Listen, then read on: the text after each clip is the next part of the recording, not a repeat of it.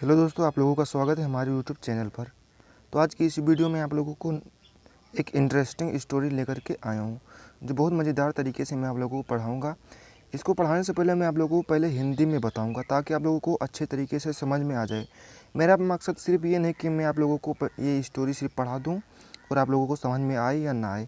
मेरा मकसद है आप लोगों को कि इंग्लिश में स्टोरी समझ में आए और हिंदी में भी समझ में आ जाए, ताकि कभी भी आपके एग्ज़ाम में आए कोई स्टोरी लिखने का तो आपको ये हिंदी याद रहे और आप लोग इंग्लिश में ट्रांसलेशन कर दें।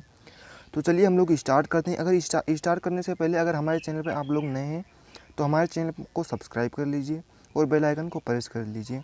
ये करने में आपका कुछ नहीं जाएगा, हम लोगों को मोटिवेशन मिलता है इससे। तो चलिए हम लोग स्टार्ट करते हैं।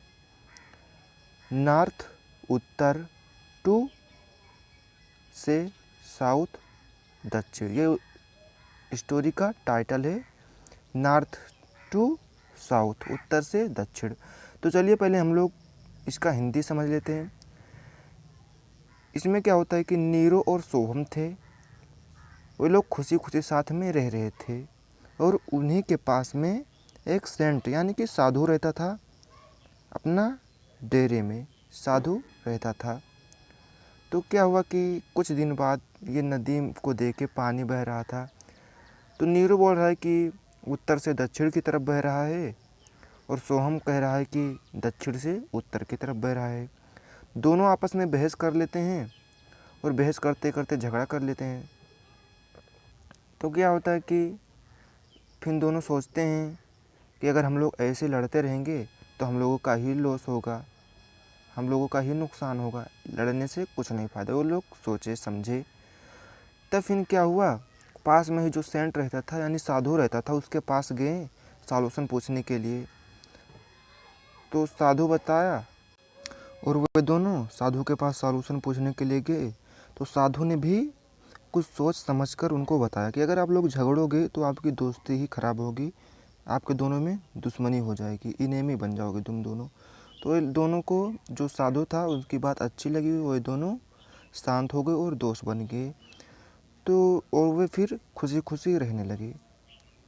तो यही होता है कि आप लोगों को अगर कुछ बिना सोचे समझे अगर आपस में लड़ने लगोगे तो क्या होगा कि दुश्मनी ही होगा।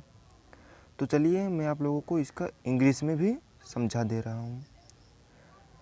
एक एक वर्ड का मैं मीनिंग आप लोगों को बताऊँगा, इधर लिखूँगा नहीं ताकि आप लोगों को समझ में आए। कुछ लोग होते हैं कि लिखा रहता है बस वही वीडियो टेप करेंगे, लिखने से कुछ नहीं, मतलब कि आपको कितना समझ में आता है ये मकसद है। मैं आप लोगों को एकदम गारंटी से बता रहा हूँ कि फुल समझाऊँगा, आप लोगों को इंग्लिश में कोई परेशानी नहीं होगी। तो चलिए हम लोग स्टार्ट करते हैं इंग्लिश में भी। वंस एक बार, दियर यहाँ वाज था, पास्ट इंडिफिनिट टेंस है तो वाज लगा रहता है पास्ट टेंस में। टू यानी कि दो, फ्रेंड्स, फ्रेंड होता तो एक की बात होता, एक लोगों की, यहाँ पर एस जुड़ा हुआ है, फ्रेंड्स यानी कि दो मित्रों की बात हो रही है। तो इसलिए एक बार दो मित्र रहते थे। उनका क्या नाम था, नीरो एंड और सोहम। उनका नाम नीरो और सोहम था। दे वे लिव्ड रहते थे, हैप्पीली यानी कि खुशी के साथ रहते थे। टुगेदर मान होता है साथ साथ। नॉट नहीं, फार का मीनिंग होता है दूर, फ्रॉम से, वेयर जहाँ, दे लिव्ड रहते थे।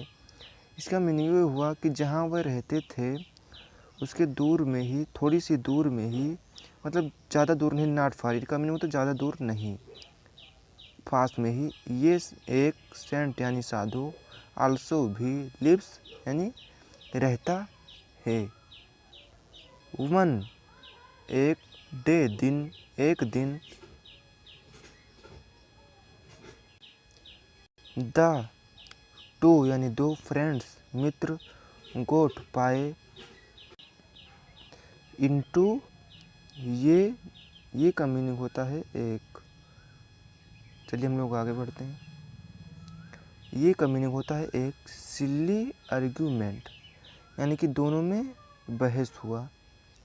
नीरो सेड, नीरो बोला, द वाटर पानी, इन में, रिवर यानी कि नदी में, फ्लोट्स यानी कि बहता है, फ्रॉम से नॉर्थ उत्तर, टू साउथ यानी कि दक्षिण, नॉर्थ टू साउथ में बहता है। टू एक प्रीपोजिशन है कि जो नदी का पानी है, नीरू बोला कि नॉर्थ से साउथ में बहता है, फ्लोट करता है। अब आगे देखते हैं। सोहम, उसका जो दूसरा दोस्त था, आर्ग्यूड यानी कि बहस किया, बोला, नो नहीं, द वाटर पानी, फ्लोट्स बहता है, फ्रॉम से साउथ यानी कि दक्षिण से, टू नॉर्थ उत्तर की ओर। दोनों में बहस हुआ। ये बोले, नीरू क्या बोला कि उत्तर से दक्षिण की ओर बह रहा है, और सोहम बोला कि दक्षिण से उत्तर की तरफ बह रहा है। द आर्ग्यूमेंट गेब यानी कि दोनों में बहस हुआ। आर्ग्यूमेंट का मीनिंग होता है बहस करना, गेब यानी कि दिया, वे टू क्वेरल, क्वेरल का मीनिंग होता है झगड़ा के रूप में दिया, वे का मीनिंग होता है रास्ता। यहाँ पर आप लोग सेंस लगा सकते हो कि क्वेरल का मीनिंग होता है झगड़ा का रास्ता दिया, यानी कि झगड़ा के रूप में बदल गया, क्वेरल में बदल गया झगड़ा। देन तब, सडनली अचानक या तुरंत, बोथ साथ में, थाट वह दोनों साथ में सोचे, थाट का मीनिंग होता है सोचना, दैट की दे वह वुड बिकम इनेमीज, वह वुड बिकम इनेमीज की वह सोचे कि अगर हम लोग ऐसे लड़ते रहेंगे तो दुश्मन बन जाएगी। इनेमीज का मतलब होता है दुश्मन। इफ़ का मीनिंग होता है यदि या अगर। दे वह कंटिन्यूड, कंटिन्यूअली लगातार, टू फाइट लड़ते रहेंगे, अगर वह दोनों लगातार लड़ते रहेंगे तो वे इनेमीज बन जाएंगे यानी कि दुश्मन बन जाएंगे। सो इसलिए दे वे स्टॉप्ड यानी कि रुक गए, आर्ग्यूइंग यानी कि बहस करना बंद कर दिया, स्टॉप हो गए। एंड और दे वे डिसाइडेड यानी कि तय किया, डिसाइड किया, निश्चय किया, टू गो जाने का, एंड और आस्क पूछने का, सेंट साधु से पूछने का, किसके बारे में पूछने का, अबाउट बारे में, दिस इसके बारे में यानी कि जो पानी नदी के बारे में पूछने का, रिवर की पानी किधर से किधर बैठा, इस बहस के बारे में जिसके बारे में वो लोग बहस करते थे, इसके बारे में पूछने जा रहे थे। द सेंट साधु, थाट सोचा, फॉर ए व्हाइल कुछ समय बाद, कुछ समय के लिए सोचा, एंड और सेड बोला, डू नॉट डिस्ट्रॉय, डिस्ट्रॉय का मीनिंग होता है नष्ट होना, यूर फ्रेंडशिप मतलब कि जो सेंड था वो बोला कि अपनी फ्रेंडशिप मत नष्ट करो यानी बर्बाद मत करो, झगड़े से दुश्मनी मत लो। ओवर सिली आर्ग्यूमेंट बहस करने से अपनी फ्रेंड्सता डिस्ट्रॉय मत करो। ऑलवेज हमेशा, रिमाइन, रिमाइन का मीनिंग होता है बचना, या कोई भी जैसे कि आप कुछ खाना खाते हैं तो उसमें थोड़ा सा बचा लिए तो उसको बोलते हैं कि रिमाइन, इतना बच गया, रिमाइन हो गया। यूनाइटेड, यूनाइटेड का मीनिंग होता है एकता। सेंट ने बोला कि अपनी जो रिमाइन है, अपनी फ्रेंडता उसको बचाए रखो, एकता बनाए रखो। यूनाइटेड मतलब एकता बनाए रखो, अपनी मित्रता मत बिगाड़ो, दुश्मनी में मत बदलो। नीरो एंड और सोहम अंडरस्टूड यानी कि समझ गए, सेंट की बात वो लोग समझ गए, मान गए। व्हाट जो द सेंट साधु मीन्ट जो साधु का मतलब होता था, जो बताया समझाया, ये दो नीरो और सोहम समझ गए यानी कि अंडरस्टूड का मीनिंग होता है समझ गए, समझना। दे वे थैंक्ड, ये दे किसके लिए प्रयोग हुआ है, नीरो और सोहम के लिए प्रयोग हुआ। थैंक्ड क्योंकि थैंक बोले तो किसको बोलेंगे, सेंट को बोलेंगे ना, थैंक। हिम किसके लिए प्रयोग हुआ है, सेंट के लिए, साधु के लिए।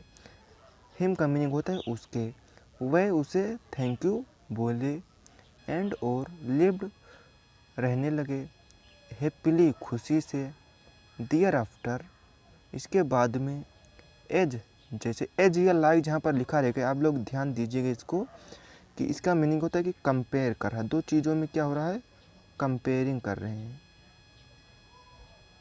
दो चीज़ों में कंपेयर कर रहे हैं।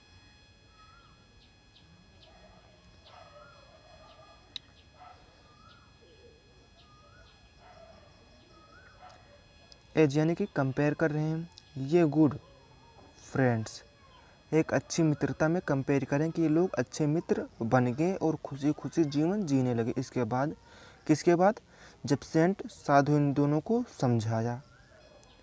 चलते हम लोग इसका मोरल देख लेते हैं। हम लोग इस स्टोरी समाप्त हो चुका है। तो मुझे उम्मीद है कि आप लोगों को समझ में आया है।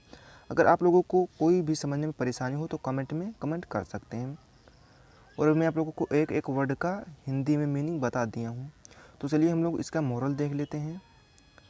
ऑलवेज यानी कि हमेशा, आर्ग्यूमेंट बहस करने से, गिव देता है, वे टू क्वेरल झगड़ा का रूप ले लेता है। अगर आप लोग किसी से बहस करोगे तो क्या होगा कि वो झगड़ा का रूप ले लेगा। जैसे कि सोहम, नीरो और सोहम में हुआ, वह दोनों आपस में झगड़ा यानी बहस करने लगे तो क्या हुआ, क्वेरल का रूप ले लिया। आप घर में भी देखते हो, कोई कहेगा ये मैं लूँगा खाना, कोई कहेगा मैं ये लूँगा खाना, तो क्या होगा, ये बहस होता है, आर्ग्यूमेंट होता है। तो क्या इसमें क्या होगा कि झगड़ा के रूप ले लेगा, वे टू क्वेरल झगड़ा के रूप में बदल जाएगा। तो हमारा स्टोरी समाप्त हो चुका है। अगर आप लोगों को ये स्टोरी समझ में आया है तो हमारे चैनल को सब्सक्राइब कर लीजिए और बेल आइकन को प्रेस कर दीजिए। थैंक यू, जय हिंद।